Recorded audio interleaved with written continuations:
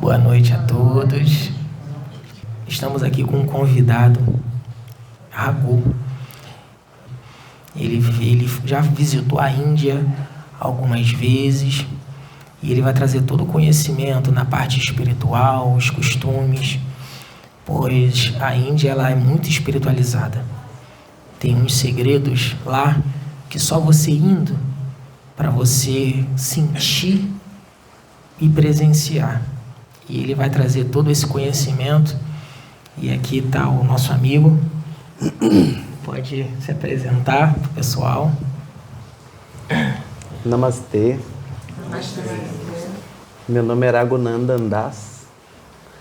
E eu recebi esse belíssimo convite dessa casa muito querida, já há muito tempo, que eu sinto uma conexão e já tinha esse desejo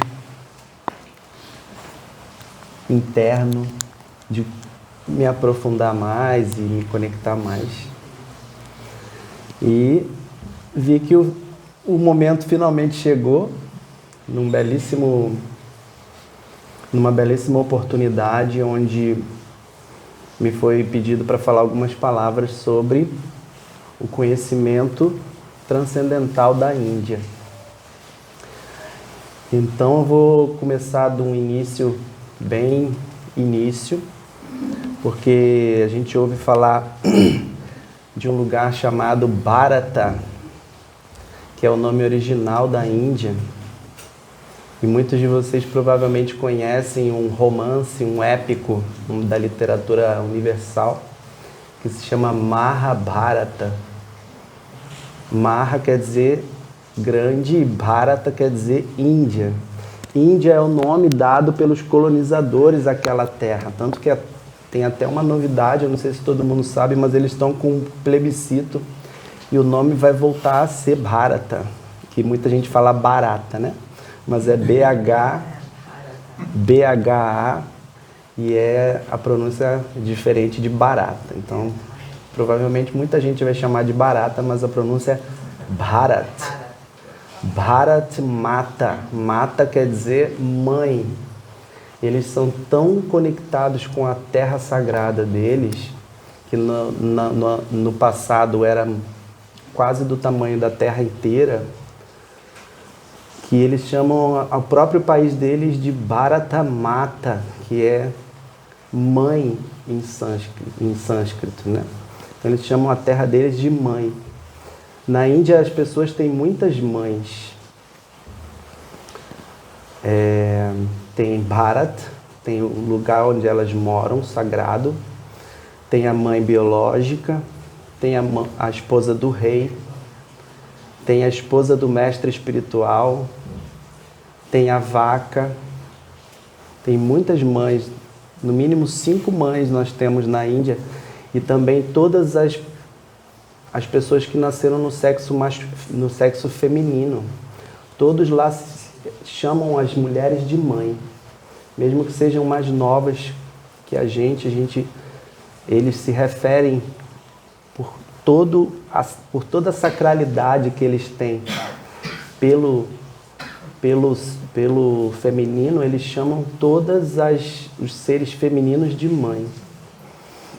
Se for permitido, eu gostaria de começar a minha fala com alguns mantras que eu faço para abençoar o trabalho e me inspirar.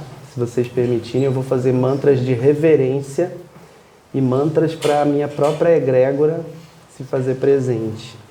Meus mestres espirituais são de uma sucessão discipular ancestral que data de um tempo sem início.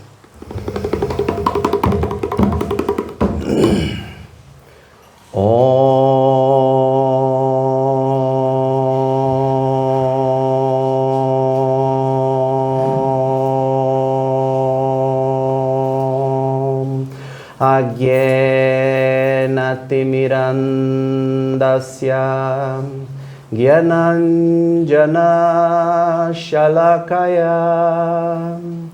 Chakshurunmilitam jena tasmai Shri Gurave Namaha. Namam Vishnu Padaya Radhikaya Priyatmane Shri Srimad Bhakti Vedanta Narayana Iti Namine. Namam Vishnu Padaya Gaura Prasthaya Bhutale Shrimate Bhakti Vedanta Vanaiti Namine. Vancha kalpatarubhyascha kripa sindubhyaivacha patitanam pavanebhyo vaishnavebhyo namo namaha. Shri Krishna Chaitanya Prabhu Nityananda Sri Advaita Gadadhar Sri Vasadi Gaura Bhakta Brinda. Hare Krishna, Krishna Krishna, Hare Hare, Hare Rama, Rama Rama, Hare Hare. Então, para começar, queria agradecer e, mais uma vez, prestar minhas reverências a todos os que vieram antes de nós e que conseguem e têm autorização de passar o conhecimento da forma que for. É muito importante a gente beber do conhecimento que chega até nós e filtrar. O filtro é automático, passa pelo nosso corpo, pela nossa mente, mas filtrar tudo que vem e o máximo de conforto que a gente sentir dentro de cada conhecimento, a gente deve absorver e inquirir sobre esse conhecimento. A diferença entre o animal e o ser humano, segundo essa tradição, é que o ser humano tem a capacidade de inquirir sobre Deus e sobre o seu caminho de volta para Ele.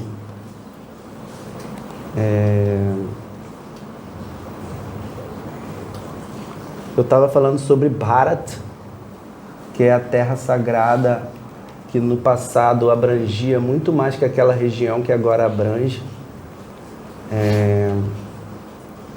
Ela, segundo os tratados de conhecimento da Índia, ela é uma terra que abrangia, como eu falei, grande parte do mundo,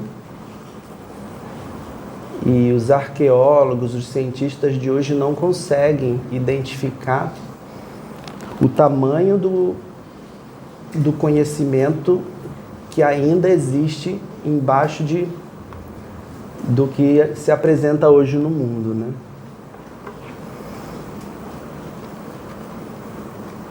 O continente indiano, ele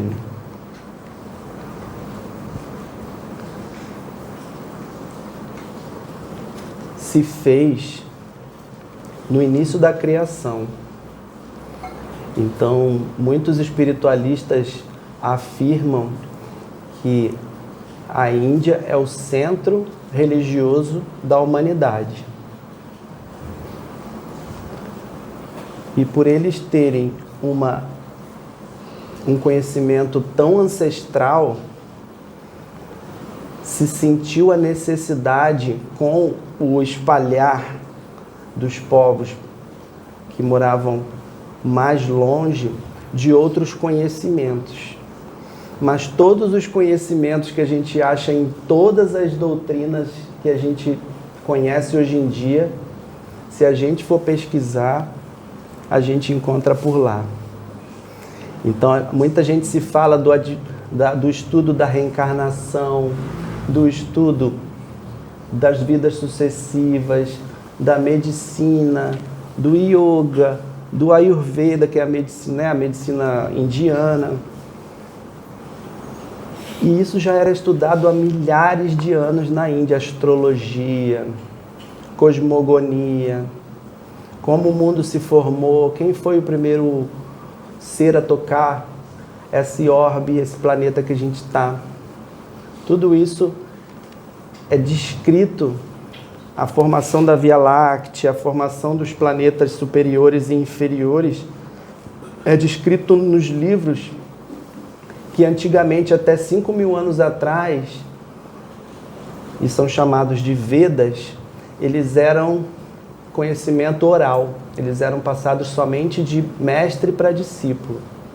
De 5.000 anos para cá se sentiu a necessidade, devido ao declínio do corpo humano, da mente, da memória, se sentiu a necessidade de escrever, de compilar. E aí o próprio Senhor cuidou disso e mandou um avatar dele chamado Vyasa para fazer isso. Vyasa é um grande mestre e é o representante de todos os mestres espirituais. Todas as pessoas que ensinam espiritualidade para a gente tem o seu representante como uma encarnação de Deus chamada Vyasa. E ele nasceu há 5.000 anos atrás. Ele que escreveu o Mahabharata, os Vedas, os Puranas, todo o conhecimento ancestral que foi separado em compartimentos, né? É como se todas as religiões viessem dos Vedas. Veda em sânscrito quer dizer verdade conclusiva.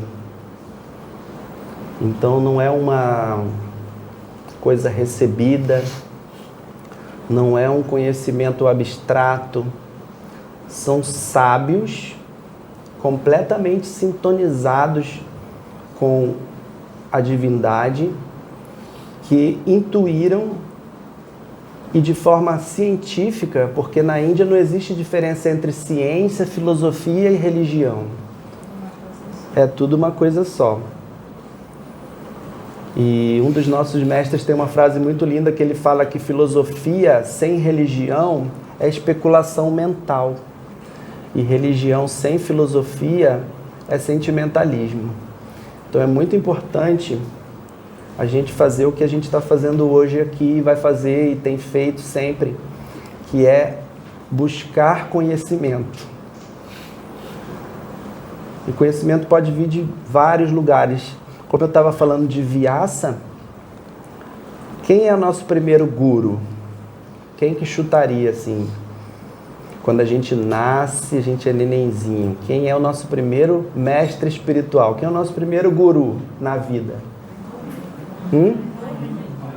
A nossa mãe. Então a mãe é um representante de Vyasa. Vyasa quer dizer em sânscrito, o nome dele, da palavra Vyasa, quer dizer diâmetro. Porque quando a gente tem um círculo e tem um centro, o diâmetro é a parte principal que liga uma parte à outra do círculo. Então, quando nós nos conectamos a um professor, mãe, tia, pai, às vezes tem uns professores que ensinam querendo desensinar, né, os amiguinhos, os vizinhos, os colegas. A avó ensina com mel, né? Aquela coisa muito adocicada e permissiva do bom sentido, né? Mas ensina. A minha mãe é a avó, não de mim, do meu irmão, da filha dele. E ela começou, quando a minha sobrinha era muito novinha, começou com muita doçura, mas agora está começando a apertar. Porque a criança daqui a pouco quer criar asa e voar antes do tempo, ou voar sem rumo, né? Então, Vyasa é o representante do que é um mestre espiritual. Porém, Vyasa é um representante material do mundo, do que é o ensino espiritual na Índia. Antes de Vyasa tem uma energia do próprio Senhor que se chama Baladeva. Na Índia, Deus tem tantos nomes quanto as suas qualidades. E cada nome e cada qualidade dele é uma função que ele tem no universo. Então são partes de Deus que agem, cada uma funcionando de uma forma específica. Então o nome principal de Deus na Índia é Krishna. Ele é a suprema personalidade de Deus. E ele se expande em milhões de formas e manifestações, onde cada uma tem uma função. Então você pergunta, quer dizer que na Índia tem muitos deuses? Não.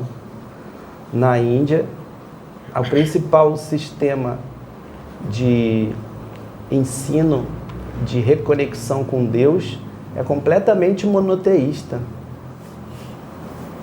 Mas Deus tem muitas formas, muitos ramos. É uma árvore com muitos galhos. E cada galho é um ser vivo separado. Da mesma forma como nós aparentamos ser separados de Deus aqui no mundo material, a gente olha para o irmão, vê a diferença, não conhece, e acha que a gente é separado dele, mas a gente faz parte da mesma árvore que ele. E outras manifestações mais empoderadas de Deus se manifestam como as suas potências e as suas energias. A potência chamada Baladeva, como eu falei, é a potência de força de Deus. Então, Bala quer dizer força, Deva quer dizer divina. Ele se manifesta na forma de um pastor com a cor da pele branca, e ele ensina que tudo deve ser dado para Krishna, para Deus. Então, se eu for dizer assim, todas as potências de Deus, todas as manifestações, a gente vai ficar aqui muito tempo. Então, eu prefiro dizer que a reconexão com Deus é a principal atividade que a gente pode dizer que a Índia traz enquanto opção de estudos espirituais, né?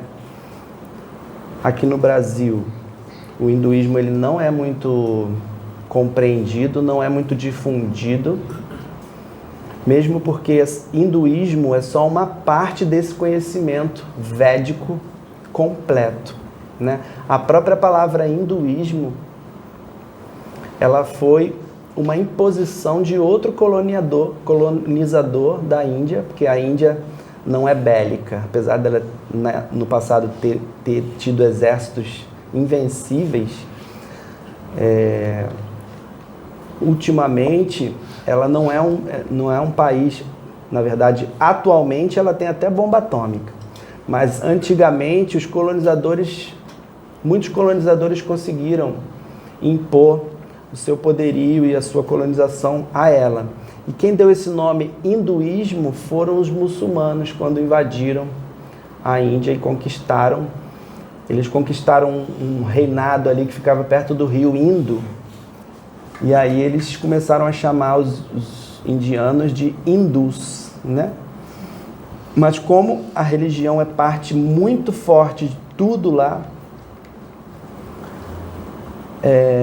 o próprio nome hindu acabou dando nome ao país, Índia. Mas o nome, como eu falei, é Bharata. E é um lugar tão transcendental que quando eu pisei lá a primeira vez, parecia que eu estava entrando num portal. Foi a mesma sensação que eu tive em Machu Picchu. Eu não fui também, em Machu Picchu eu não fui por questões espirituais, mas na Índia eu já fui com o objetivo de me focar e me conectar. E você chega lá, parece que você entrou em outra dimensão, em outro mundo, porque do cara mais miserável que você vê na rua ao cara mais abastado, você consegue ver Krishna em toda parte. É tão difícil que para mim na época, que era um menino arrogante, eu me sentia sufocado, porque aqui no Brasil a gente tem muita religiosidade. O meu mestre, ele fala que o Brasil é muito parecido com a Índia, as pessoas são alegres, são quentes, são carinhosas, são receptivas. Lá também é assim. Mas aqui, você quer esquecer de Deus, tem muitas opções. Você vai para vários lugares e você acha que Deus não está ali porque todo mundo está afim só de satisfazer prazeres corpóreos, né? A gente vai, senta ali na lanchonete, pede uma bebidinha, uma comidinha, esquece às vezes que aquela comida ali é uma misericórdia que Deus está dando para você se manter, né? Assim como tudo é misericórdia nesse mundo. Lá não. Lá você vai sentar para tomar uma bebidinha e comer uma comidinha e aquilo ali vem impregnado de Deus. O garçom, ele vem impregnado de Deus. Para quem vai com objetivo material, estranha, porque as pessoas, elas são tão internalizadas, elas olham tanto para dentro que o externo não importa. Então você vê, às vezes parece que eles pararam no tempo, né? Eles usam roupas da década de 70, assim. Os homens, lá não existe homem de bermuda. Quem usa bermuda lá, bermuda para eles é a cueca nossa. Então se você vê um cara de bermuda na rua, ele está de cueca. E as crianças desde cedo também usam calça, a não ser as bem pobres, assim. As pequenas não usam nada, usam só um cintinho e ficam peladinhas. Mas praia de bermuda, como se fosse uma sunga e camiseta. Não entre sem camisa porque parece que você está pelado. As moças têm orgulho de tratar o corpo delas como o próprio templo de Deus, né? Então elas não sentem necessidade de expor os corpos, mesmo no calor. Nem os homens fazem isso. Os homens usam a roupa de baixo completamente composta até, né? Ninguém usa só uma cuequinha, aquela cuequinha, como é que é? A fininha, né? Slip. Então as pessoas têm uma outra relação com os próprios corpos, com as outras pessoas. É uma respeitabilidade absurda, porque quando eles falam namastê, eles estão, para alguém, eles estão prestando reverência para o Deus que está dentro daquela outra pessoa. Então elas são ensinadas desde sempre, porque os seus ancestrais já ensinavam, e os ancestrais dos ancestrais já ensinavam, que Deus está em toda a parte, em todas as pessoas. É muito parecido com o que o cristianismo diz, né? Por isso que muitos professores de filosofia indiana, quando o cristianismo chegou, ficaram muito felizes, porque era como se fosse uma propagação do próprio ensinamento ancestral que eles davam. E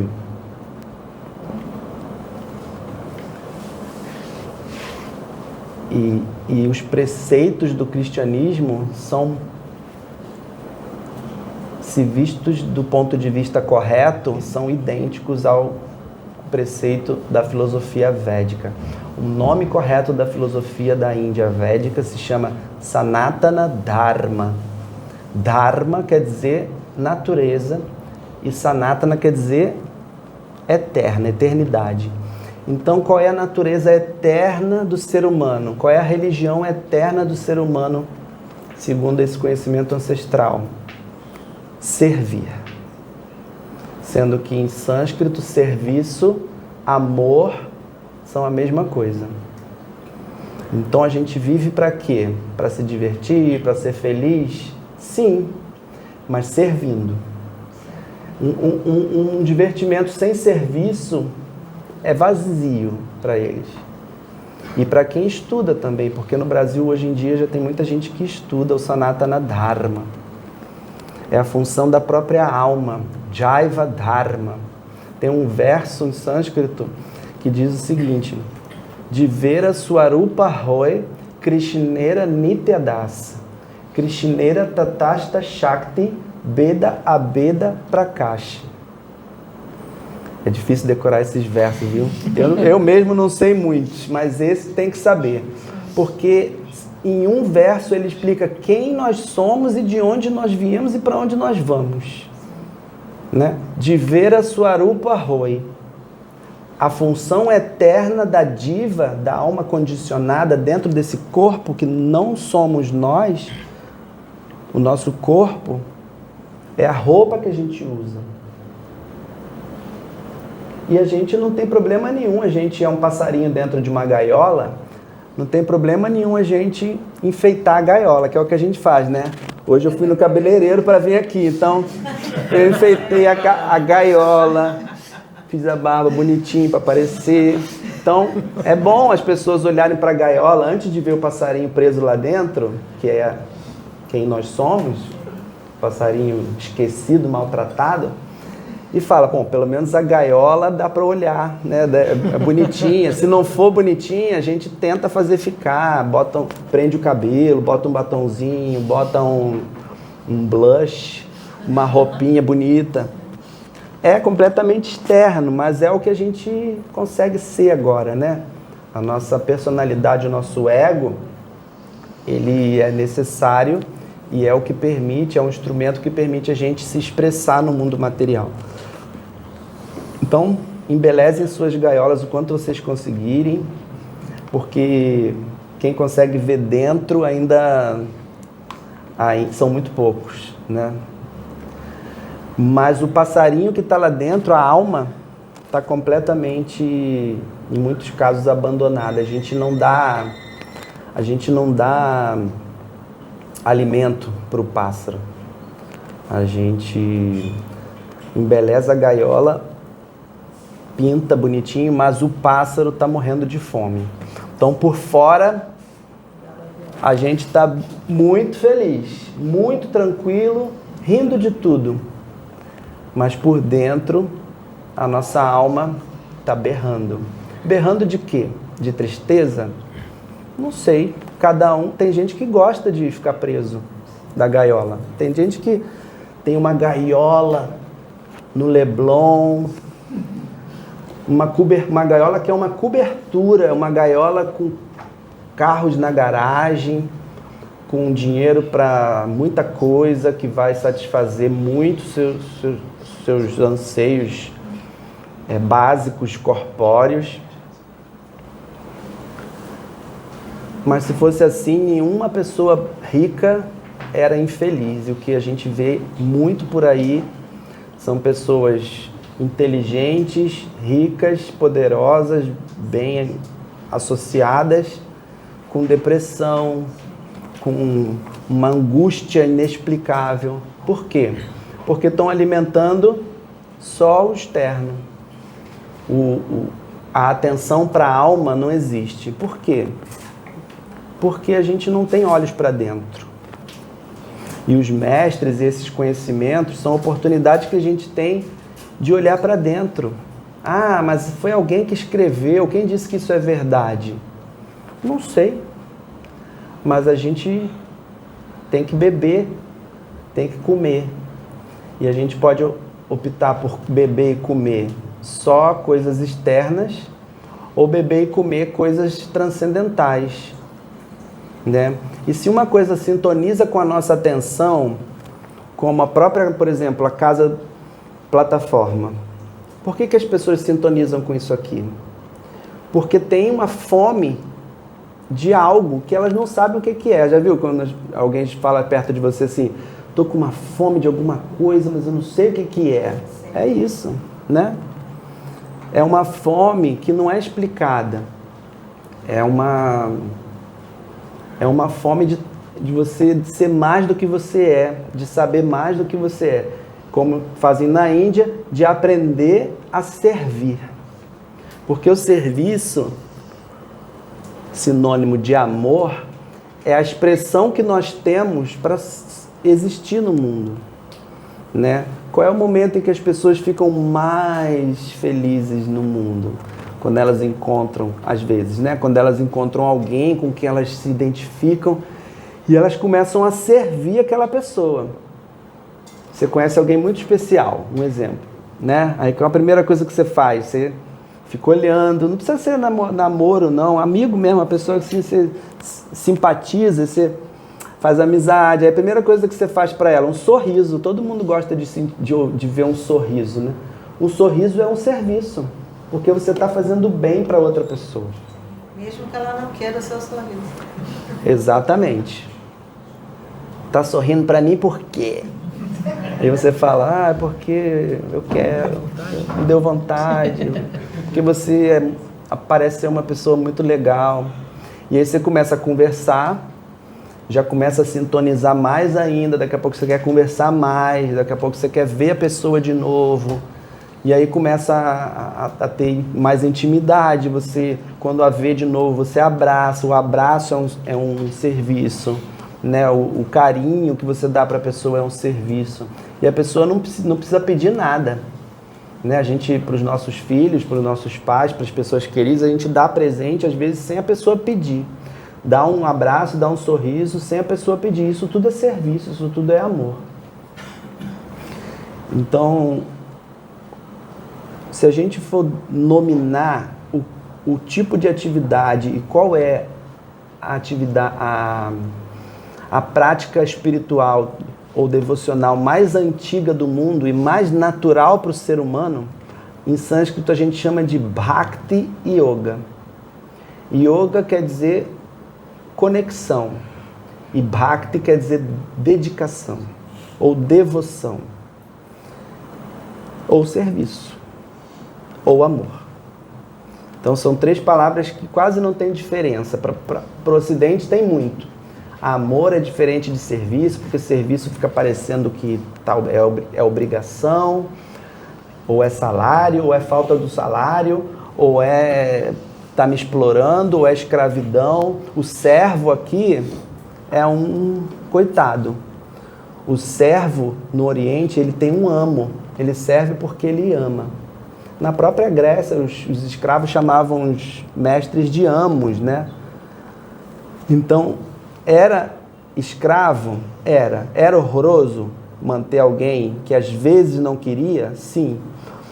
Mas a cabeça deles era completamente diferente. E por que não nós não sermos servos do amor? Nós, de forma espontânea, oferecermos aquilo que aparentemente é nosso para um objeto do nosso amor. Como a gente faz isso primeiro para os nossos pais, depois para os nossos irmãos, filhos, professores, amantes, amigos. Então a natureza do ser humano de Vera Swarupa Roy, Krishnera Nityadasa, é ser servo de Deus. Mas eu não conheço Deus, como é que eu vou ser servo de Deus? Mas você conhece o Deus que está em volta de você, que são as pessoas e o lugar onde a gente mora, onde a gente nasceu. Então, servir a nação é maravilhoso? Sim. Aquela ali não é a sua nação, porque você já nasceu em trilhões de outras nações. Então, servir o lugar onde você mora, o coletivo de pessoas que estão ali, é uma forma de servir a Deus. Mas Deus, segundo a Índia, ele se mostra em três aspectos principais. De Vera Swarupa Roy, Krishnera Nityadasa. Quem é Deus? Quem é Krishna? Krishna tem três aspectos principais. Deus, ele é o Brahman, ou seja, ele é o todo onipenetrante. Aquele filme Star Wars, não tem a força? Deus é a força, que a força esteja com você. Não é à toa que o George Lucas fez esse filme e intuiu, e muita gente nos Estados Unidos, se você pergunta qual a sua religião, eles falam, é a força. Que a força esteja contigo. Então, o maior exemplo pop do que é Brahman pessoal é o Deus sem forma. E a maioria dos brasileiros acredita que Deus não tem forma. Deus também não tem forma, porque Deus, ele é o todo ausente do nada na Índia. E antigamente era no mundo inteiro. Por isso que eu fico falando na Índia, porque a Índia ela foi diminuindo, né? Agora ela é só uma penínsulazinha, né?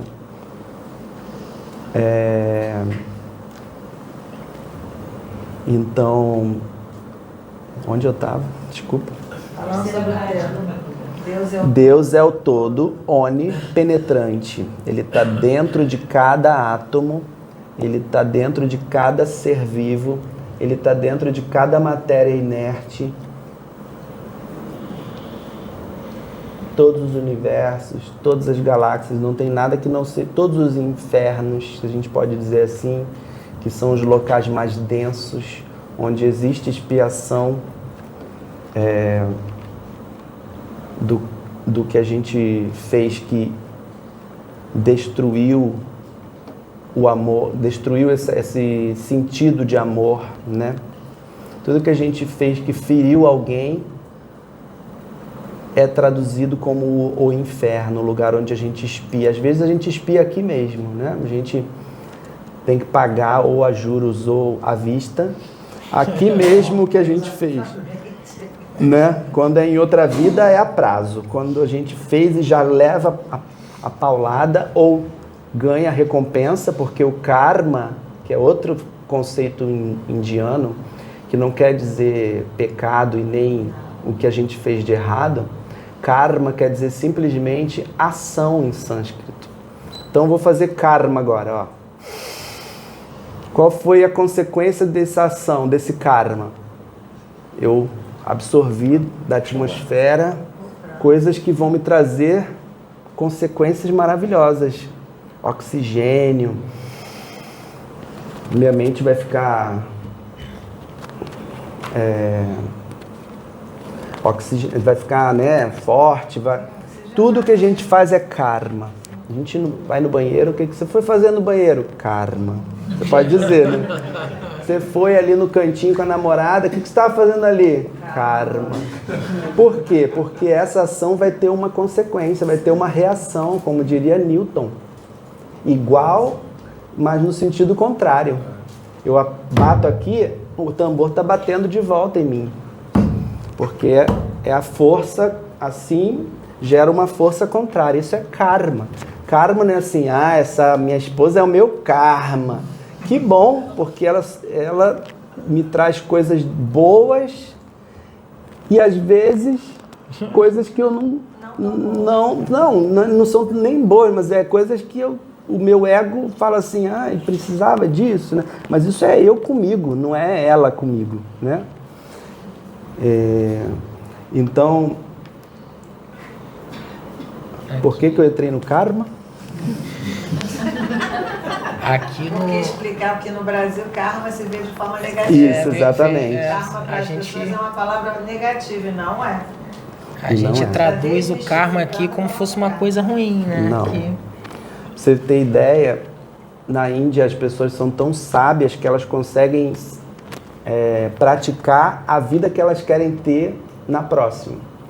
Então os Vedas dão mantras e práticas que assim, quero ser rico. Nessa vida eu vim miserável, mas na próxima eu não aguento mais. Eu não quero saber de Deus. Não quero saber de serviço e nem de amor. Exato, vou falar no final. Vou cantar ele todo dia. Eu quero é ser feliz, ter muitas moças para me servir de várias formas e quero ser rico. Então você canta esse mantra aqui e faz essa penitência aqui. Eles nascem, às vezes, na família de pessoas ricas. E essas pessoas ricas sabem que vão nascer, já são milionárias, elas nascem como os próprios bisnetos, os próprios netos. Então, perduram na riqueza. Então, o karma ele pode te trazer riquezas materiais ou miséria material. E não só financeira, mas sensorial também, né? Você Pode vir saudabilíssimo ou pode vir muito doente, muito defeituoso, muito deficiente, né? Então, voltando, eu estou fazendo muitos pop-ups, então eu perco. Mas quer falar? eu tenho aqui. Pois não. Já que a gente entrou nesse âmbito de vir, né, em outras vidas, o nascimento e tudo mais, a gente entende e sabe que a Índia é um país muito populoso, né? Se eu não me engano, 1 bilhão de pessoas já tem lá. E eu queria saber o que a espiritualidade vê perante isso, né? Porque a Índia foi diminuindo, como você citou, e a população continua crescendo de uma forma gigantesca. Sendo que hoje a gente já entende que a população está cada vez menor, no sentido de, tipo assim, as famílias estão menores. Antigamente, as famílias eram 10 filhos, 15, 12, 8. Hoje em dia já está 2, 1.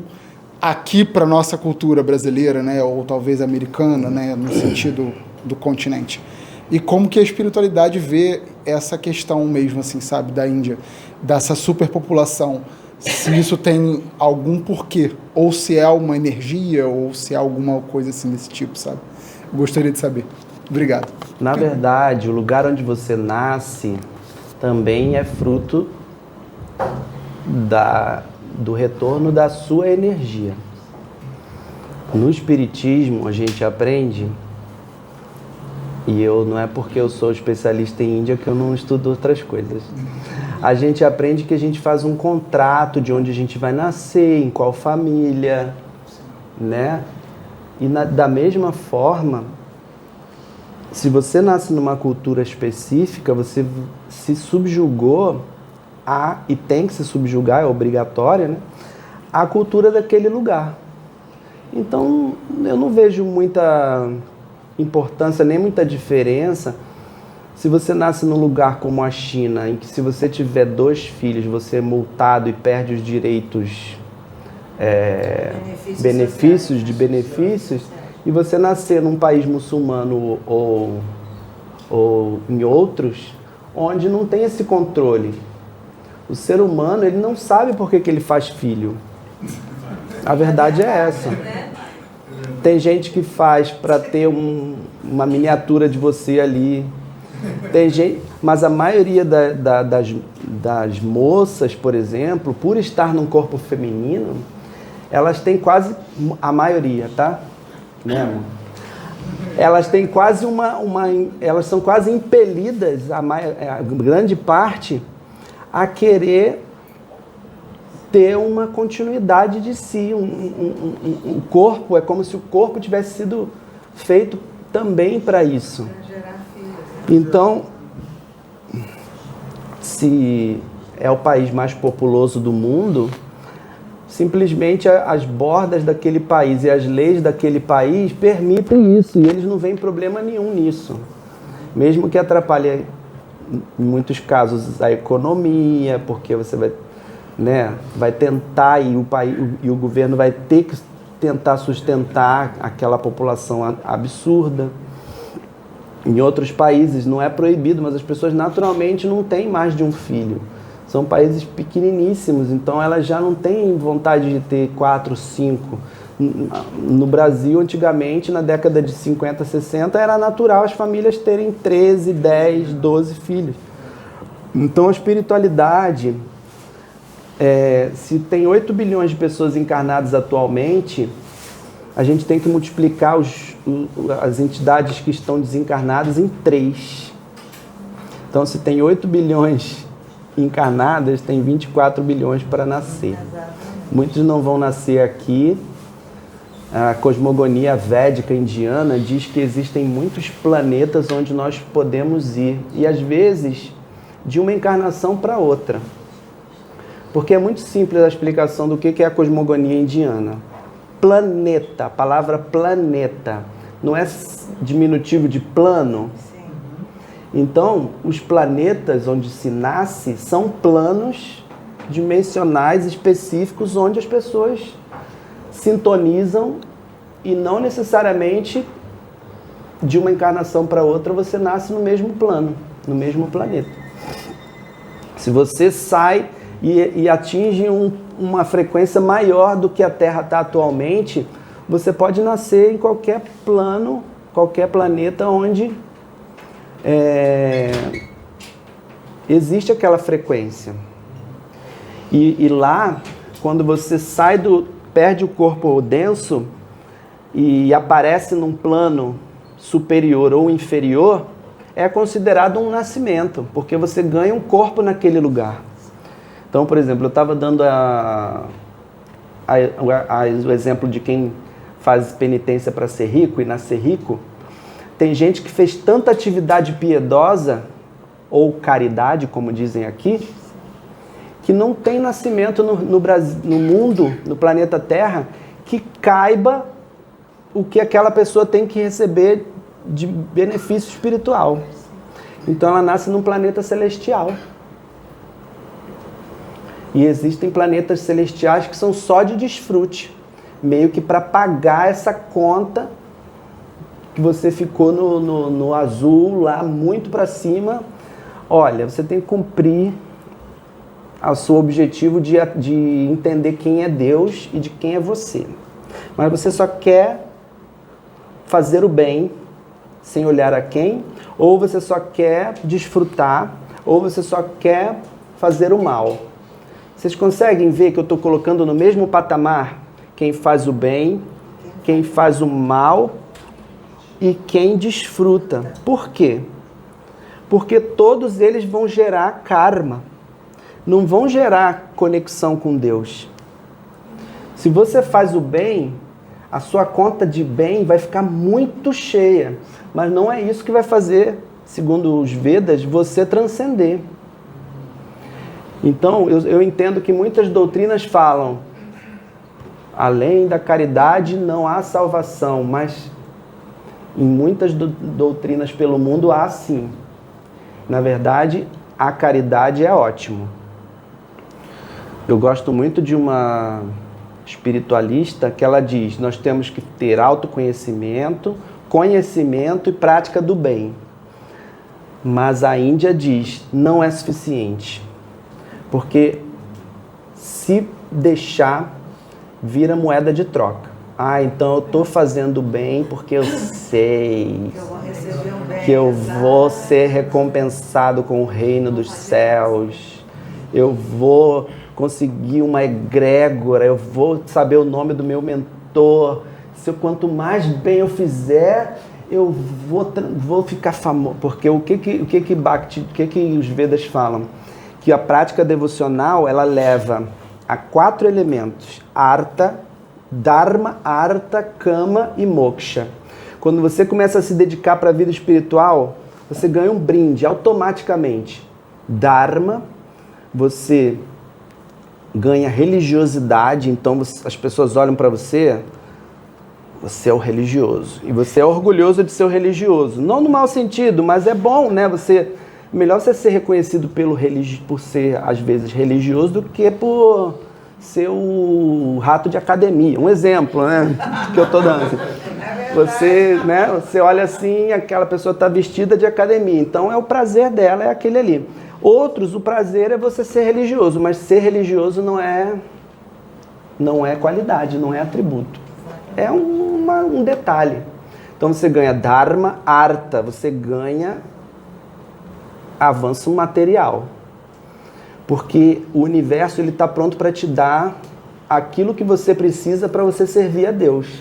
Por mais que a gente ache que é a gente que tem que fazer para servir, para ganhar coisas do universo, a troca, é o contrário. Você dá desinteressadamente, igual me perguntaram, você vai cobrar quanto para falar lá na casa da plataforma de oração? Eu falei, olha, eu vou ganhar muita coisa, mas não é monetário, tá? Então, e nem que se oferecessem, porque naturalmente a torneira abre. E aí, é aí que muita gente se perde, porque a torneira começa a abrir, você fica famoso, dinheirado, arranja logo uma esposa, um marido, porque você fica visto, né? Você fica famoso, vem o reconhecimento, não é isso que muita gente quer? Likes e visualizações, seguidores. Dharma, artha, kama. O que é kama? Com K, tá? Kama quer dizer desfrute, quer dizer desfrute material, não é luxúria sexual, é luxúria de satisfação dos sentidos. Não tem o Kama Sutra? Você ganha kama quando você começa a virar um devoto. Porque você fica poderoso, você fica sábio, você fica avisado, você fica convidado. E moksha, que é o principal e mais difícil de se atingir. Quando você vira um devoto, quando você se dedica para a vida espiritual, no final você ganha moksha, que é a liberação, a libertação, ou a salvação, ou a ascensão, cada um chama de um jeito. Mas é aí que mora o perigo. O que é moksha? É o final? É a meta? É você alcançar o reino dos céus? Mas e depois? Você vai fazer o quê?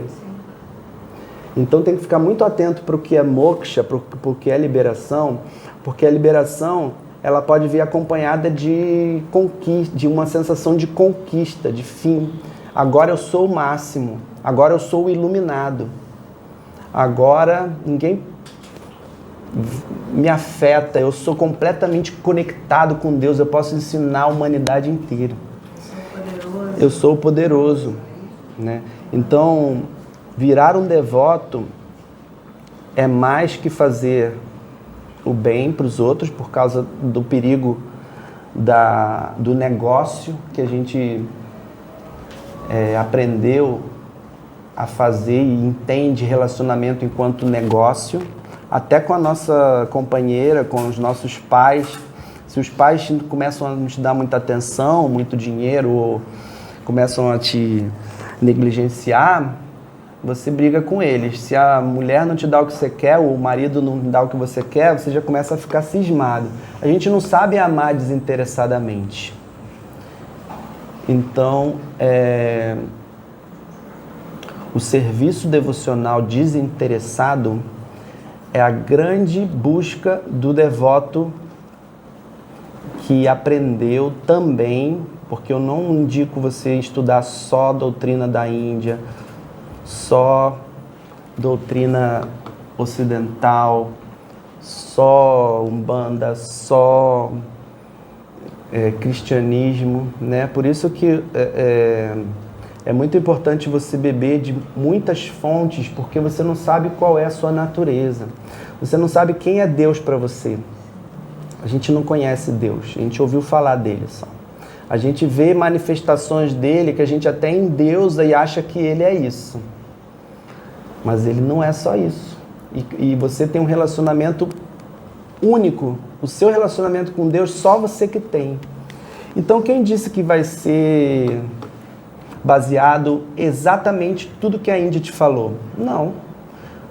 A Índia compilou o conhecimento e você pega aquilo ali e aplica ao seu momento atual. Mas se o orixá te fizer sentido e você amar o orixá sem saber de onde, ame o orixá.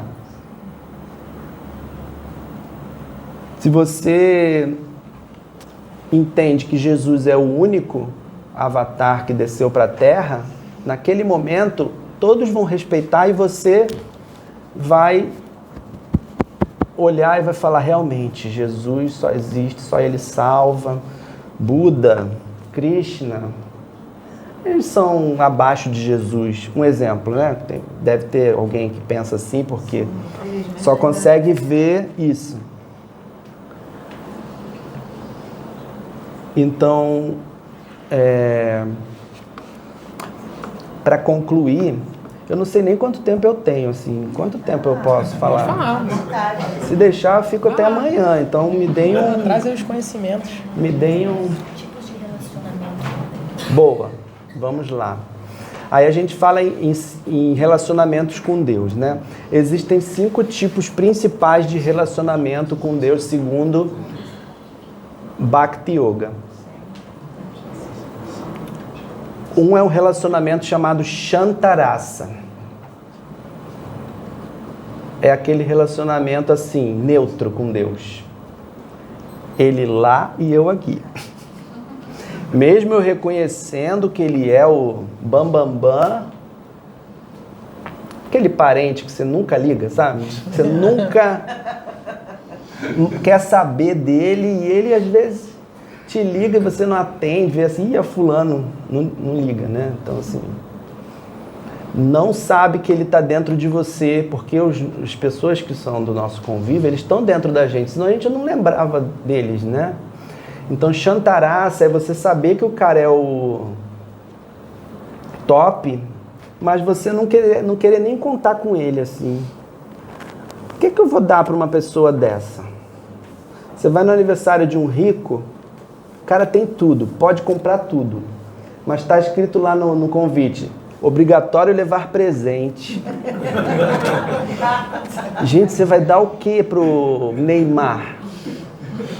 Você vai humildemente trazer qualquer coisa e falar assim, isso é uma lembrancinha. Porque você sabe que o cara tem e pode ter tudo. E ter tudo não, desculpa, ter tudo é errado falar tudo. É um cacófato. Mas assim, e aí tem gente que não leva presente, por quê? Aí entra novamente o conceito de serviço. Porque serviço não é material, serviço é um abraço. Então você vai no... desculpa, não pude trazer nada, mas dá aquele abraço que faz a pessoa te sentir, poxa, que bom que você veio, que bom que você está aqui no meu aniversário, né? Então é obrigatório levar presente. Qual foi o presente que você levou? Minha presença e minha barriga para comer na sua festa. Então, Shantarasa. Deus pode aparecer na sua frente fingindo que está cansado ou na forma de um mendigo, e você vai fazer o quê? Não tem dinheiro. Ou então, está com sede? Você é Deus, não precisa de um copo d'água. Então, se vira, você é Deus, você é autorrealizado, é autossatisfeito. Porque tem os dois lados. Quando você vê alguém precisando de alguma coisa, tem gente que pensa, alguém vai atender ele. Ou então, eu não posso atender, né? Então, Shantarasa é você ter um relacionamento neutro, impessoal com Deus. Segundo, Dasyarasa. Shanta quer dizer neutro, Dasya quer dizer servo. É um amor de servo para amo. Por exemplo, você é uma mãe e você serve muito aquele filho. Você serve porque você ama ele. Então é um relacionamento de unilateralidade. É como se você não precisasse que o seu filho te servisse naquele momento e você dá porque você ama, porque você quer.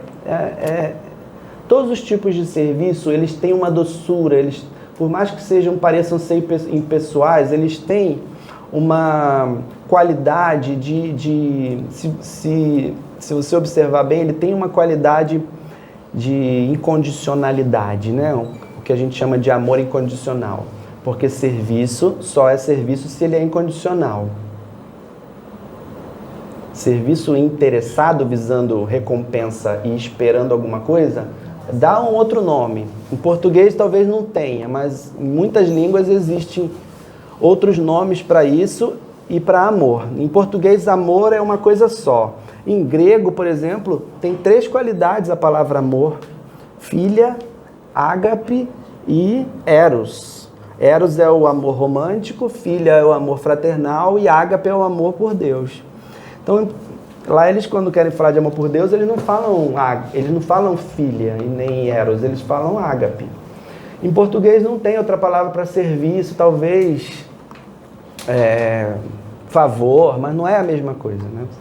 Então, Dasyarasa é quando você vê o objeto do seu amor como um amo, como quase um rei. Você é o súdito e eu amo meu rei. Os ingleses amavam a rainha Elizabeth, não sabiam o porquê. A nobreza explorou os plebeus desde que nobreza fez isso, né? Talvez só na Índia, lá no início, que os reis eram realmente conectados completamente com Deus. Mas muitos súditos amam os seus governantes, os seus presidentes, os seus candidatos, os seus políticos. É governante, esse aí cuida de mim. Não tem político que faz essa propaganda? Vou cuidar da população. E todo mundo, vou votar nele. Isso é amor de servo. E é um amor, a gente não pode dizer que não é genuíno. É genuíno. Eles amam mesmo. Muitos fazem loucuras pelos seus governantes. Shanta Dasya Sakya. Você ver Deus como seu amigo. E o amor de amigo por amigo é completamente diferente, por exemplo, de um amor de amigo pela mãe, pelo irmão e pelo presidente e pelo marido ou mulher. É diferente. Apesar da palavra amigo etimologicamente ter a mesma sentido da palavra amante ou amor, que é aquele a quem nós amamos, né?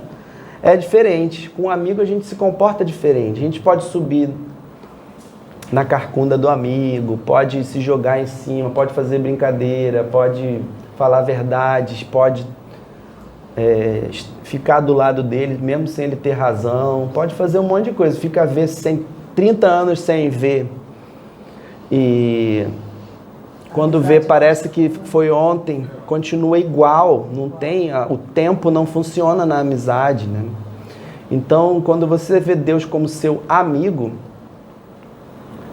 é um relacionamento mais horizontal, é um relacionamento de camaradagem, de fraternidade, não é de respeito, porque você não está dizendo que ele é igual a você está dizendo que você tem liberdade com ele.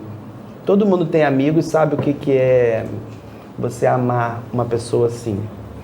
E as religiões, as cinco religiões do mundo, elas expressam muito bem esses 5 tipos de relacionamento com Deus.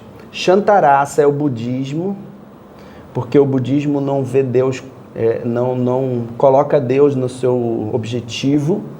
O budismo é um autoaprimoramento para você atingir uma consciência de conexão com o todo. Então é Shanta, é neutro. Dasya Rasa, quem são os que veem Deus como um amo? Os judeus, né? Quem vê Deus como um amigo? Os muçulmanos. Se você for ver o Corão, eles tratam Deus como se fosse eles chamam Deus de clemente, misericordioso, grande, mas a gente faz isso com os nossos amigos também, que a gente exalta os nossos amigos. Quando os nossos amigos têm sucesso, nós erguemos eles em cima e ficamos muito felizes por eles. O segundo tipo o segundo tipo de relacionamento mais íntimo com Deus, que é o quarto, é Vatsalya Rasa. É nós termos em Deus o amor que nós temos pelos nossos pais ou pelos nossos filhos. Então o cristianismo ele representa muito bem esse tipo de relação, porque nós vemos Deus como pai, nós temos um amor um amor de filho, né? Em religiões orientais também existe o conceito da mãe, do aspecto de Deus enquanto mãe divina, o sagrado feminino, né? Então Deus é um pai querido. E o que é um pai? É aquele que vê os seus filhos como iguais. Tá fazendo karma destrutivo ou bonzinho, você não é melhor que ninguém, porque você está fazendo o que você acha que é bom para os outros. Mas faça o bem de qualquer jeito, tá? Então, ver Deus como pai e mãe ele pode ser também subdividido em ver Deus como um filho. Aí a Índia quebra a cabeça dos ocidentais com esse conceito. Porque Vatsalya Rasa também é ver Deus como o amor da sua vida. E qual é o amor da sua vida de uma pessoa que tem a tendência à maternidade? É a mãe dela? Ela ama mais a mãe ou o filho? O filho. Né? Então você põe a mãe, põe um amigo, põe todo mundo na sua frente. Seu filho vai cair. Você larga tudo e vai atrás do seu filho. Então se existe um amor maior que um amor de um filho para um pai ou para uma mãe, que é o que todo mundo acha que é o máximo, ver Deus como um parente, seu pai é parente, né? É ver ele como um filho. Por quê? Porque o filho a gente cuida. O filho parece um ser indefeso, que precisa 100% da gente. Então a gente dá muita atenção, muito amor. Então a gente está se aproximando do que a Índia ensina como quase a melhor forma de você se relacionar com Deus, que é você ver Ele como um ser tão querido que você vai cuidar dele, né? E eu vou parar de falar de Vatsalya para gerar dúvida e para vocês fazerem perguntas. E o relacionamento mais íntimo que pode se ter com Deus é qual, então? Quem vai chutar? Eu já falei. Neutro, servo ou súdito, amigo, parental e agora? Que é o que o hinduísmo e Sanatana Dharma e Bhakti Yoga prega, que nós temos que ter esse sentimento por Deus.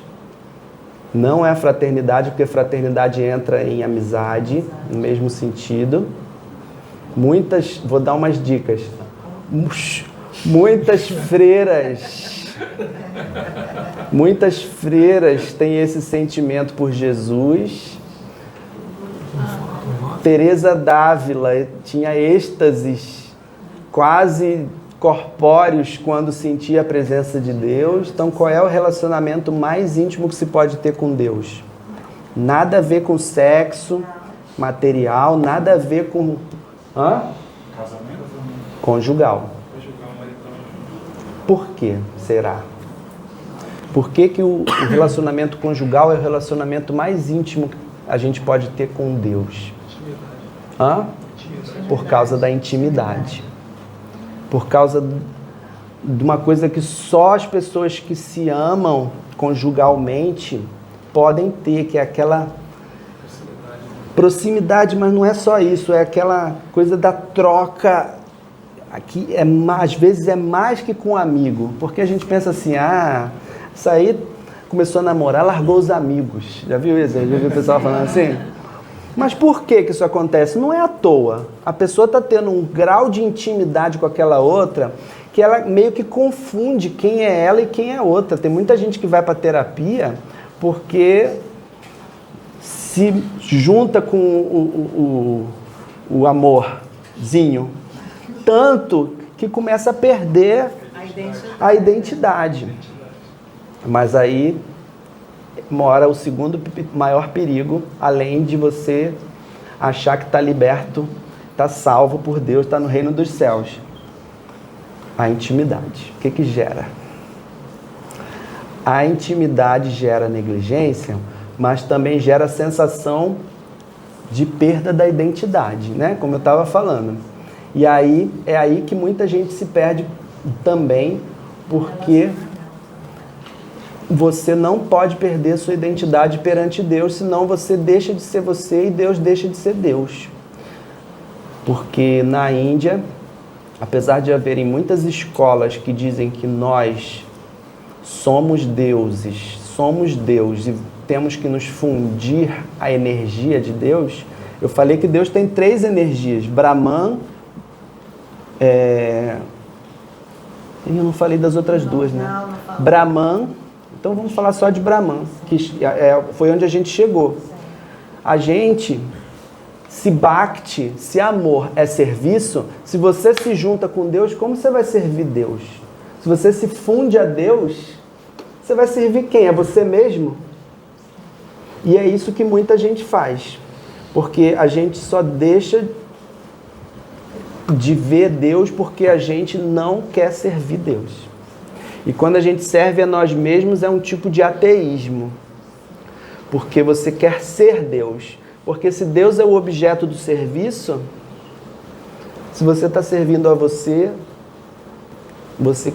gosta que os outros te sirvam, então você está querendo ser Deus. E você não pode ser Deus, porque Deus é Bhagavan, segundo aspecto. Brahman, o todo. Bhagavan é a personalidade. Deus é uma pessoa. Deus, ele tem uma personalidade. Por que que só a gente que tem personalidade? Ele tem personalidade também. Ele é um ser supremo.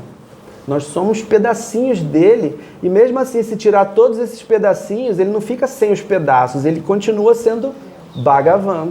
Porque ele é o Bhagavan, quer dizer, aquele que possui todas as opulências. Se aqui no mundo material tem uma pessoa muito rica, muito bela, muito sábia, muito renunciada, todas as qualidades, Deus tem isso ao infinito. Então ele é a pessoa suprema. Ele não precisa de ninguém, né? E você nunca vai se tornar Deus. O máximo que você pode fazer é você abrir mão da sua identidade e aí você não vai conhecer nada. Nem o serviço a Deus, nem o amor de Deus. Porque dizem que quando você faz uma prática, e existem práticas que levam você a quase perder a sua identidade perante Deus. Isso é considerado um coma espiritual. É como se a gente jogasse uma pedra no rio. A pedra passou a fazer parte do rio, mas ela fica lá no fundo do rio, fica lá esquecida. Não se relaciona com o rio, não se relaciona com mais ninguém, fica lá muito tempo. Então você meditar no vazio, no nada, te leva ao objetivo da sua meditação. Você fica no vazio, você fica no nada. Momentaneamente você perde a sua identidade, se funde com Bhagavan? Não, se funde com Brahman. Você vira a força. Os próprios Jedi, para quem gosta de Star Wars, e se não gostem, passem a gostar, porque é maravilhoso. Os Jedi, quando eles transcendem nos filmes, eles não somem, não. Eles continuam ajudando os outros Jedi que estão aqui penando. Então, eles não desaparecem. Você não pode se dar ao luxo ou correr o perigo de perder a sua identidade de servo de Deus. Porque senão você não vai conhecer igual o pessoal que quer atingir o Nirvana. O que é Nirvana? Cessação da dor e da tensão. Você para de sofrer, igual umas igrejas aí que tem esse slogan. Você para de sofrer. Pare de sofrer. Mas você também para de amar. Você não sente nem dor, nem amor. Nem bem-estar e nem mal-estar. Então o perigo de querer ser Deus e se fundir e se achar somos deuses e somos... é esse. Porém, se você alcança o aspecto de Deus de Bhagavan, você cria um relacionamento com Deus, seja qual for. E aí você lembra do verso, né? Divera Swarupa Roy, Krishnera Nitya Dasa. Nitya é eterno, Dasa é servo, você vira um servo eterno de Krishna, de Deus. Krishna em sânscrito quer dizer o todo atrativo, o mais atrativo. É a pessoa que você olha e você não consegue resistir. A gente não resiste ao nome de Deus, porque a gente canta Ele, procura Ele em toda parte. Todas as tradições, todos cantam para Deus, cantam os nomes de Deus, seja Ele qual for. Na Índia, o mais cantado é Krishna. Você procura Ele em toda parte. Você está no pior lugar. A última saída sempre é você se voltar no lugar mais escuro. Você vai procurar a luz, seja ela qual for.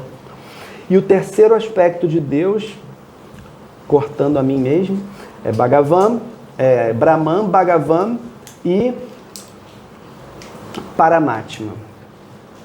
Paramatma é Deus dentro de nós, porque nós temos uma partícula de Deus em cada átomo do nosso corpo, no nosso coração, cada átomo de toda a matéria. E é esse param-atma. Nós temos uma atma, que somos quem nós somos, a nossa alma, a nossa verdadeira identidade, aquela que sabe quem é Deus. E é por isso que a gente não sabe quem é Deus, porque a gente não se identifica com essa alma, com essa atma. A gente se identifica com a gaiola, com o corpo. Então a gente se olha assim, ó, sou moreninho, pelinho no braço. Eu não sou um servo de Deus, eu sou um servo de mim mesmo, da minha gaiola.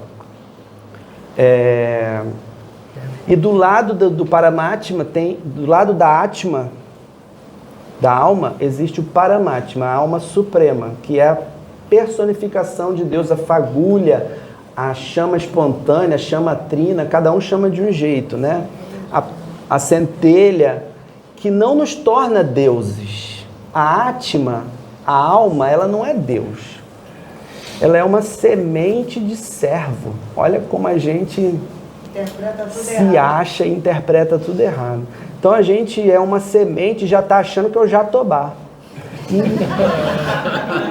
Dentro da semente tem a potência de ser um super jatobá, mas não vai ser o jatobá mestre, o jatobá dos jatobás. Vai ser um filhote de jatobá, que vai ajudar o jatobazão a ser quem ele continua sendo. Deus, gente, a gente tem que entender, ele não precisa da gente.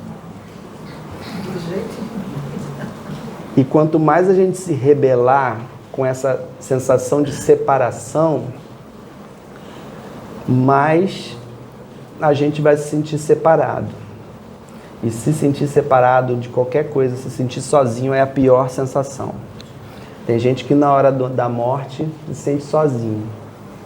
Então, quem já morreu, eu não lembro das minhas mortes. Mas quem morre não volta para contar, mas muitos espíritos dizem que não, em muitos casos não é uma sensação boa. Para outros é maravilhoso, porque abandona o pessoal que está aqui e na mesma hora revê quem já partiu antes da gente. Ou revê o amor da nossa vida, que são os nossos protetores e as manifestações de Deus mais velhas. Porque se nós temos pessoas ao nosso lado encarnadas que são as manifestações de Deus, as células de Deus que estão com a gente, nos ajudando, nos ensinando, tem os mais velhos que vieram antes da gente e que, por amor, porque eles também não são obrigados, a não ser aqueles que acham que vão receber recompensas. Tem gente que trabalha só para receber salário, gente. Esse é o maior pobretão, né? O maior rico é aquele que trabalha só por causa do dinheiro. O cara é tão rico, é tão pobre que trabalha pelo dinheiro, né? Não trabalha pelo prazer de trabalhar. Gente, eu queria... Então, assim, o último relacionamento com Deus, só para finalizar mesmo, e eu preciso cantar, porque o mantra faz um trabalho maior do que eu falar, e eu posso explicar rapidamente depois o que é mantra e a importância, a força do mantra. Depois das perguntas. Mas o relacionamento conjugal, ele traz um sentimento de comunhão muito grande, mas se a gente for trazer aqui para o nosso parco percepção material, é como se a gente amasse alguém por amar, sem esperar nada. De verdade. Então, assim, a gente acha que as mães não esperam nada dos filhos. Vai fazer malcriação ou não fazer o que a mãe quer muitas vezes. A gente acha que um cachorrinho tem um amor incondicional pelo seu dono, ou o dono pelo cachorrinho. Mas tá num corpo de animal não é fácil, tá? A gente não sabe ou a gente esqueceu, mas os corpos animais, eles são corpos de dor. Não parece, mas eles são puro instinto e pura sensação. Então, e eles não têm conexão, eles têm conexão com o todo, com a natureza, mas eles não conseguem entender o que é a essência divina enquanto relacionamento com a pessoa de Deus. Então, quem atingiu Madhurya-rasa, que é o nome do relacionamento conjugal com Deus, vai para as cabeças, perde completamente a noção de dharma, de dever material, perde as estribeiras, perde o ego, perde tudo, fica parecendo um louco. Em 1486 nasceu um rapaz que é considerado a mais recente, o avatar de Deus, né? Me foi pedido para falar um pouco sobre Sai Baba, mas Sai Baba, ele pode ter sido mais uma manifestação de Deus, um avatar de Deus, como muitos já existiram. E nós temos todo o direito de louvar e nos tornarmos devotos de avatares de Deus, mas não é um relacionamento com o avatar, com o enviado, com a representação, a manifestação de Deus, que vai fazer a gente conseguir alcançar Deus em sua completude. Então muita gente, e eu respeito muito quem adora o Senhor Sai Baba, mas existiram inúmeros avatares. Cai na mesma coisa daquilo de falar que só Jesus é um avatar, só Jesus salva. Em 1486 apareceu uma encarnação de Deus que foi o ápice da Madhurya-rasa, desse relacionamento conjugal com Deus. Ele se comportava como um louco. Ele perdeu a noção do que é viver na sociedade, seguindo as regras da sociedade. O sentimento de amor que ele tinha por Deus era como se ele fosse a cônjuge de Deus. Então ele ficava cantando o nome de Deus em voz alta, como um louco na cidade. E as pessoas queriam internar ele, mas ele começou a demonstrar, como Sai Baba faz, como Jesus fez, sintomas estáticos transcendentais. Porque a gente pode pensar assim, muita gente só acreditou em Jesus porque ele fez milagre. Então quem é mais devoto? Quem acredita porque viu o milagre ou sem ver o milagre? Você tem fé porque você teve constatação ou você, sem constatação, acredita? Quem é o mais forte, um fiel mais forte? Né? Aquele que acredita sem ver. Então, ele mesmo falava isso, Jesus falava isso. Tem muita gente que os yogis da Índia, eles desenvolvem poderes místicos, eles manifestam coisas. Quem lê o livro de Yogananda sabe, tem yogis que se dobram o corpo, aparecem em 2 lugares ao mesmo tempo. São poderes místicos chamados siddhis. Siddhis e yogas são habilidades naturais que são uma evolução da mediunidade. O cara se torna tão paranormal que ele vira um super-herói praticamente. Né? Ele voa, ele se projeta, ele vai para qualquer lugar, ele alcança uma consciência muito grande. Então não é um milagre que faz você ter um relacionamento íntimo com Deus. Às vezes é a ausência completa de certeza, mas você continua lá. O mundo caiu, então não vou voltar mais naquele centro. O mundo caiu, acabou, eu vou. Por quê? Porque você sente um amor sem precisar de nada, de ninguém dizendo nada. Você vai pelo amor. Você vai porque você sente aquilo ali. É isso, eu quero estar aqui, eu amo isso aqui, vou continuar falando e sem parar. Então, um relacionamento conjugal com Deus, e tem mais, tá? Existe o relacionamento extraconjugal com Deus, mas isso pode ficar para uma outra oportunidade. Pode ser. Depois a gente vai em relação, eu fui intuído a te perguntar para que você explicasse as manifestações dos atributos de Vishnu, porque eles foram em diferentes épocas, mas Isso. Foram em diferentes épocas, mas eles foram, na verdade, estabelecendo os atributos da divindade, né? Então, que você falasse disso também. Vishnu é um dos nomes de Deus. Ele quer dizer aquele que permeia tudo. Mas a diferença entre Vishnu e Krishna é que Vishnu é o Deus Todo-Poderoso. E quando você não consegue ter relacionamento íntimo com quem é Todo-Poderoso, porque ele é muito poderoso, você não chega perto de quem é poderoso. Então existem também outras classificações que a opulência de Deus e a intimidade com Deus. Você pode querer ver Deus como o Deus Todo-Poderoso ou o amor da sua vida. Mesmo quem é muito poderoso ama, né? Então, por exemplo, o cara é dono de uma empresa. Esse é Vishnu. Para os funcionários, ele é o máximo, ele é o CEO, ele é o presidente, ele é o cara que eu quero ser igual a ele, eu quero servir ele, eu quero estar na empresa dele, visto a camisa. Ele é Deus Todo-Poderoso. Você tem uma relação com ele de pedir coisas para ele, porque quem é poderoso, naturalmente, dá o poder. E quem não é,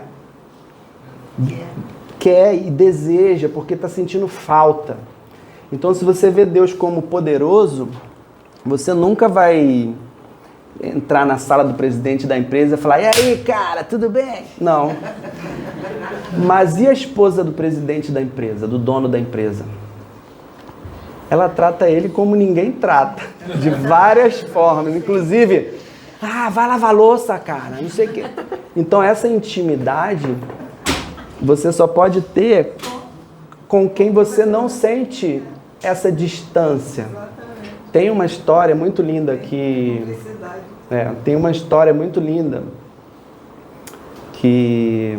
Brahma, que é o semideus responsável pela criação material, inclusive dizem as boas línguas que muitas pessoas que adoram Deus somente como criador, na verdade estão adorando essa manifestação de Deus que se chama Brahma.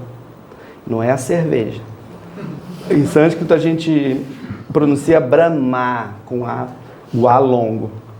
Brahma, ele é o criador do mundo material. Então Krishna deu a potência para esse ser chamado Brahma, que muita gente também chama de Jeová, e ele criou o mundo material. Os planetas, as galáxias. Só que ele esqueceu, porque ele ficou, eu consigo criar mundos. Ele esqueceu que tinha Krishna acima dele. Então ele começou a se achar Deus porque ele foi adorado como Deus, como Criador, o máximo do máximo. E aí ele desceu no mundo material e viu um garotinho azulado brincando com outros pastores de vaca, todos eram pastorezinhos de vaca, e eles estavam brincando. E ele viu que tinha um que os amigos amavam ele incondicionalmente, porque ele era uma coisa linda. Imagina uma criança maravilhosamente bela e perfeita, e cheia de atributos, e parecendo ter todas as qualidades. Brahma falou: por que estão fazendo isso com esse moleque? Ninguém está cantando para mim, ninguém está me adorando. E aí o que ele fez? Ele, vou tentar investigar isso. Ele sequestrou os amigos de Krishna, desse garotinho, e as vacas. E criou cópias deles. Ele é um criador, né? Ele criou cópias para ver se Krishna ia perceber ou não. Só que esse menininho era a suprema personalidade de Deus. E a gente não vê Deus como... Quem quer ter intimidade com Deus não vê ele como um Deus todo-poderoso sem forma, ou um rei, ou um criador somente, ou um mantenedor do mundo material, aquele que dá tudo que a gente quer. Pô, Deus não é nosso funcionário para a gente ficar pedindo coisa para a gente. O servo é a gente, não é ele que tem que dar nada para a gente. E aí,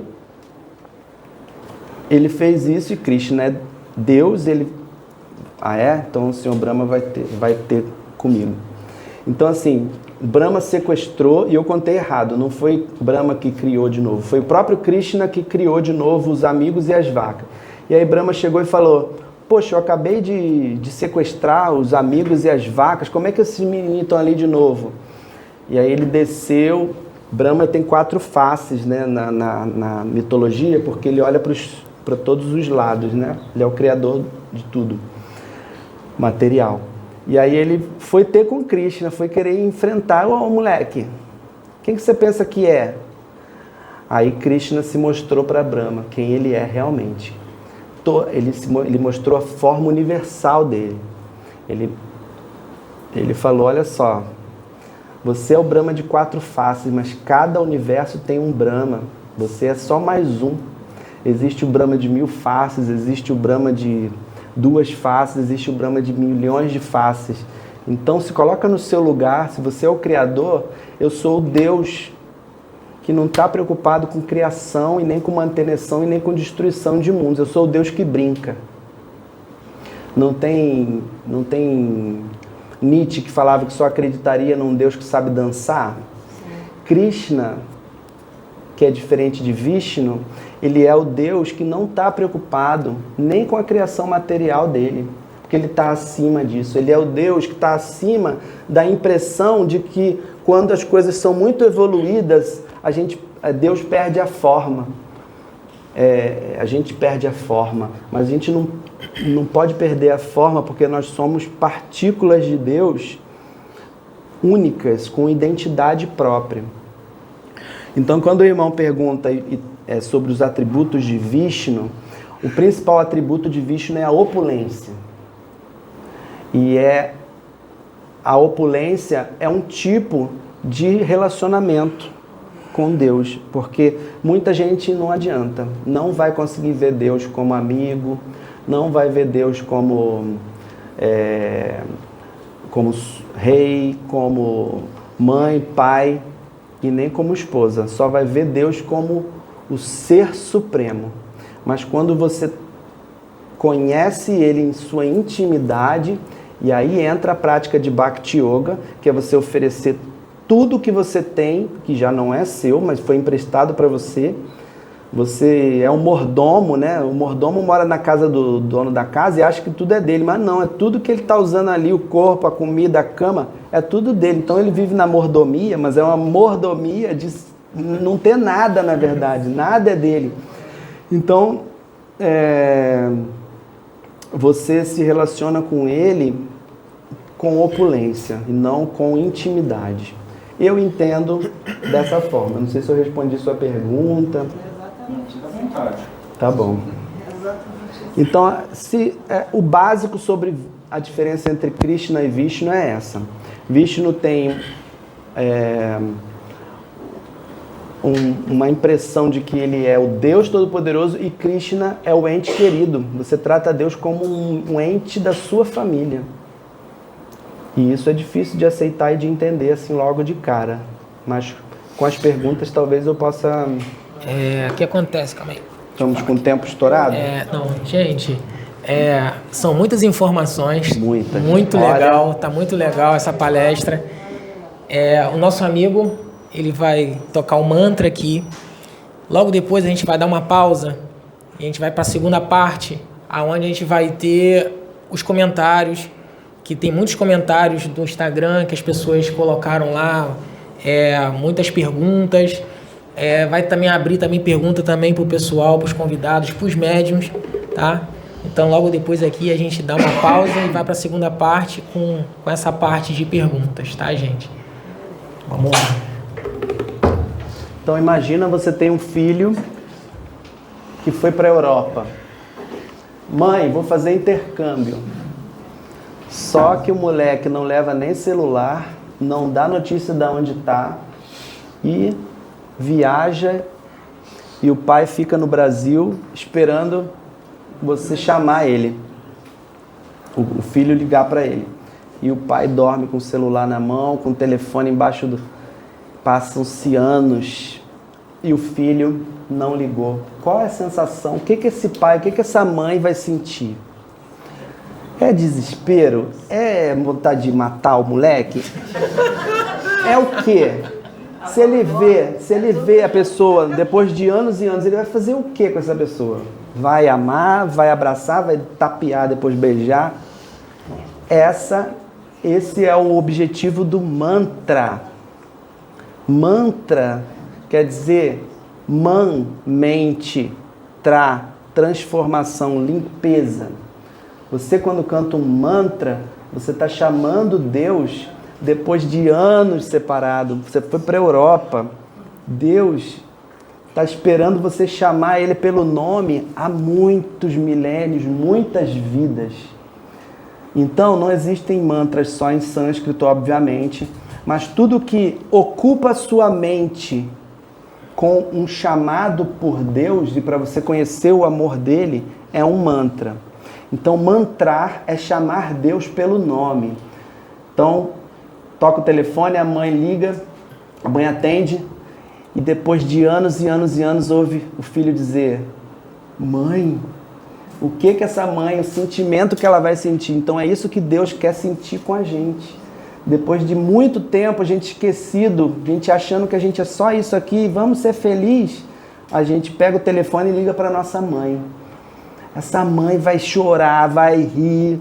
Então, dar felicidade para Deus, apesar dele ser aquele que não precisa e é opulento de tudo, mesmo assim a gente consegue dar alegria e felicidade para Ele quando a gente simplesmente chama Ele pelo nome depois de muito tempo sem chamar. Então esse sentimento do que essa mãe vai sentir é um pouco parecido analogamente, óbvio que a analogia nunca é parecida com a verdade, mas é esse sentimento que a gente quer dar para Deus, essa alegria de poder chamar qualquer um. Como é que é seu nome? Sérgio. Se alguém chegar assim, Sérgio, o Sérgio vai ficar muito feliz, né? A mesma coisa, mantrar é dizer os nomes de Deus. E Deus tem nomes em todas as línguas. Mas as da Índia são mais bonitas, tá? Hare Krishna, 3 nomes de Deus. Hare, Krishna e Rama. Hare é a potência de Deus. Aquilo que preenche Deus. Porque toda energia, todo energético é composto de energia. Então Hare é a energia de Deus. Krishna é Deus e Rama quer dizer aquele que dá alegria a Deus. É igual esse exemplo que eu dei, do filho que finalmente chama pela mãe, a mãe quer matar ele, volta logo, moleque. É Deus falando pra gente, volta logo. Então a gente combina essas 3 palavras. Esse avatar de 1486 foi ele que popularizou esse mantra. Tem até uma doutrina, um movimento chamado Movimento Hare Krishna, que na verdade é um movimento que popularizou esse cantar dos santos nomes, mas todos podem cantar Hare Krishna, que não é o nome do movimento, é o nome do mantra. Então eu canto e depois vocês repetem para vocês aprenderem. Então 3 nomes de Deus, nós estamos cantando, pode pedir coisa material, você recebe, mas o objetivo é fazer o amor da sua vida feliz, mesmo que você não conheça ele. Você ouviu falar, sei lá, Paulo Coelho, eu amo Paulo Coelho, nunca viu ele na vida, só leu os livros, mas você ama ele. A mesma coisa é Deus, a gente nunca viu, né? Só ouço falar, né? Você sabe o que é caviar? Eu nunca vi nem comi, só ouço falar. É Deus. Hare Krishna,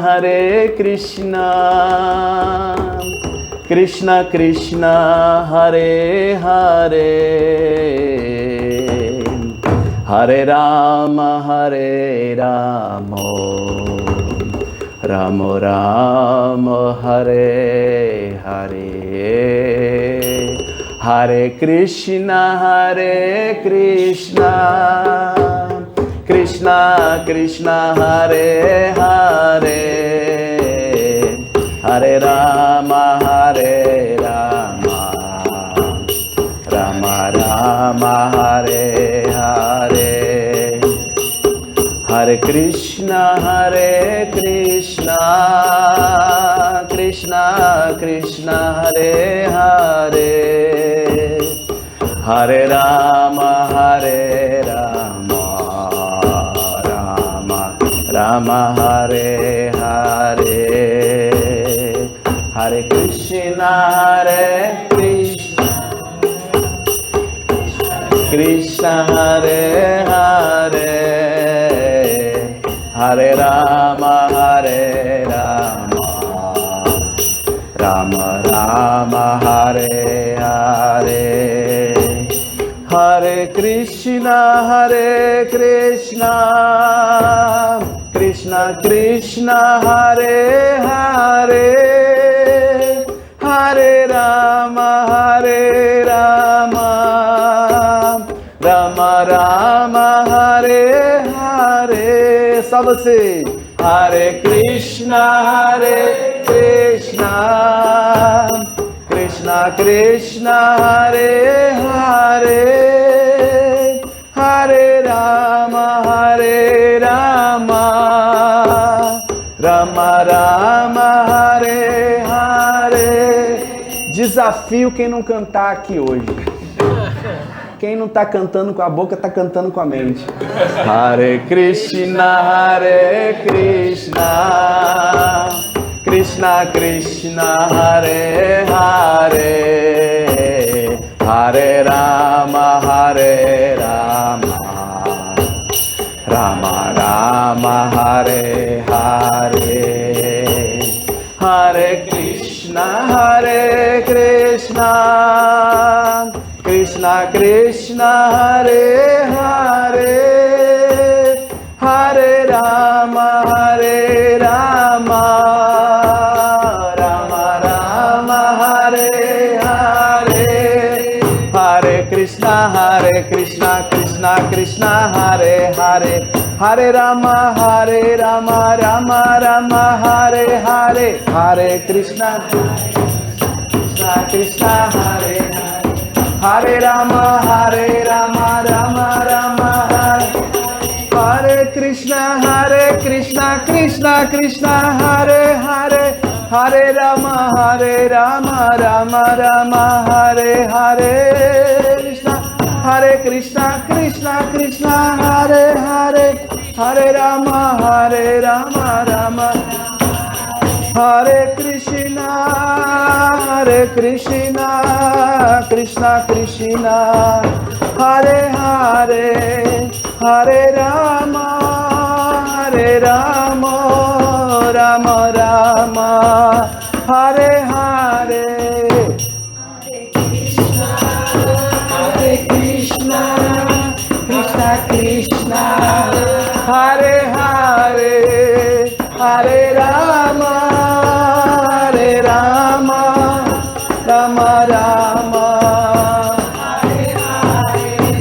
Hare Krishna, Krishna Krishna, Hare Hare, Hare Rama, Rama Rama, Hare Hare,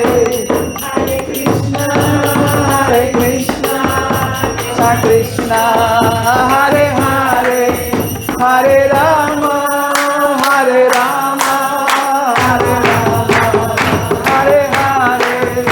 Hare Krishna, Krishna Krishna, Hare Hare, Hare Rama, Rama Rama,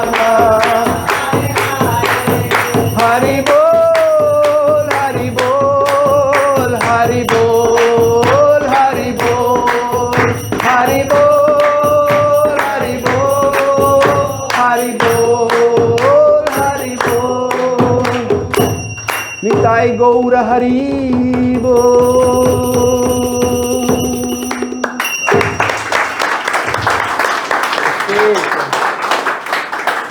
O mantra tem um poder de purificação e de limpeza muito grande. Então, em alguns trabalhos espirituais, os mantras são trazidos... Tá preso aqui. Ah, desculpa. Pode. Os mantras são trazidos para expurgar também, para expurgar e para limpar campos áuricos e presenças indesejadas, tá? Então, serve para você agradar a Deus, mas ao mesmo tempo ele faz uma limpeza geral, porque é o próprio Deus em forma sonora. E onde chega Deus, quem não está muito afim de servir ou de trabalhar junto com o que está sendo feito como serviço a Deus, se afasta.